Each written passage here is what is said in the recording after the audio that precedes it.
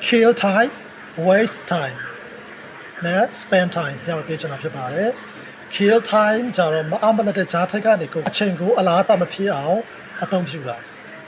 ဥပမာအနေနဲ့ I read the book to kill time while waiting for the bus I read a book to kill time while waiting for the bus bus ကားဆောင်ရင်လည်းအချိန်အလားအမဖြစ်အောင်စာအုပ်ဖတ်တာပေါ့နော်ဒုတိယချက် waste time ကြတော့အချိန်ကိုအလားအဖြုံးတာအလကားဖြုံးတာဥပမာအနေနဲ့ Don't waste your time on game all day Don't waste your time on game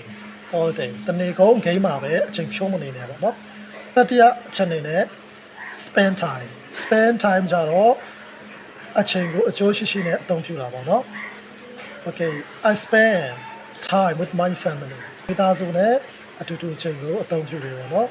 နောက်တစ်ခု they spend time studying English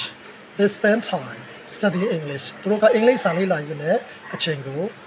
အကျိုးရှိရှိနဲ့အသုံးပြုတာ waste money တော့ဒီမဟုတ် waste time အဲ့လိုပြောလို့ရတယ်နောက်တစ်ခုspend time spend money ပေါ့နော် spend money ဆိုတာကလည်းအကျိုးရှိရှိနဲ့ပတ်စံကိုအသုံးပြုတာဖြစ်ပါတယ်